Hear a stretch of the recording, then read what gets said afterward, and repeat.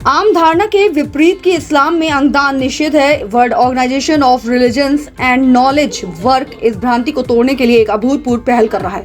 Work ने 400 से अधिक लोगों को अंगदान के संकल्प के लिए एक मंच पर लाया है, जिसमें बड़ी संख्या में मुसलमान शामिल हैं। वर्क के अध्यक्ष अल्लामा सैयद अब्दुल्लाह तारिक ने नई दिल्ली के प्रेस क्लब ऑफ इंडिया में आयोजित एक प्रेस वार्ता के दौरान ये जानकारी दी।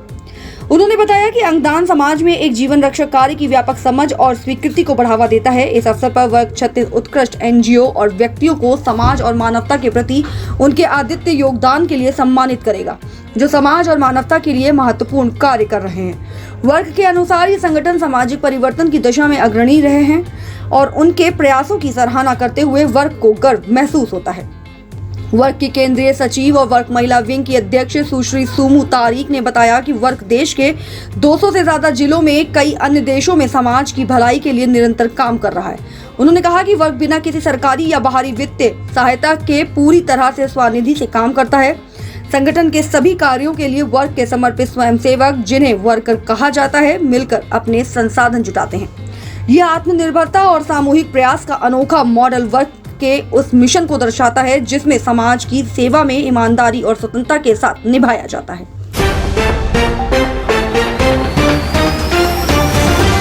ऑर्गन डोनेशन की आप बात कर रहे हैं, देखिए ये अपने आप में बहुत बड़ा ऐलान होगा, लेकिन जागरूक हम तो ग्राउंड पर करते हैं और हमारे जितने कार्यकर्ता हैं या जिन्हें हम वर्कर्स कहते हैं वो हर जिले में ग्राउंड पर करते रहेंगे।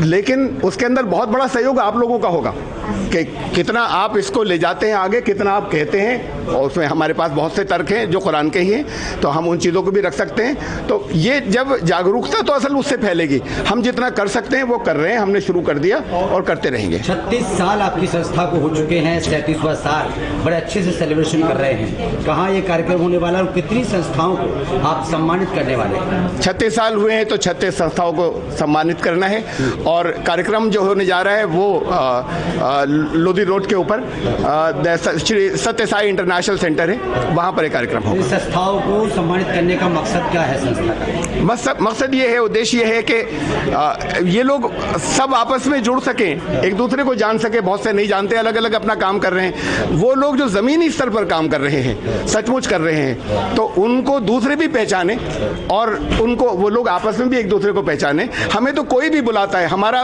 और बहुत किया है हमने, हमें कोई बुलाता है और कहता है कि ये काम है हमारा, हमारे साथ में हमारे करा दिए, तो उनका बैनर होता है और हमारे कार्यकर्ता जाते हैं कि अच्छा काम है, हम साथ देंगे। 36 सालों से किस तरीके से संस्था काम कर रही है और कहाँ कहाँ अभी तक संस्था का आपका गठन हो गया, कितने लोग इसमें काम कर रहे हैं? देखिए कुल मिला के तो संख्या कम है, कुल मिला के संख्या तो 3-4 हज़ार होगी, लेकिन ये 3-4 हज़ार 3-4 लाख पर भारी है, इसलिए कि लगातार काम करते हैं, हर जिले के अंदर करते हैं और फिर हमारे सहयोगी मानने वाले या पसंद करने वाले जो हैं वो बहुत है, जो सहयोगी दूसरे हैं। तो हम अभी तक हम 250 जिलों के अंदर ज़्यादा सक्रिय हैं, चल रहे हैं आगे।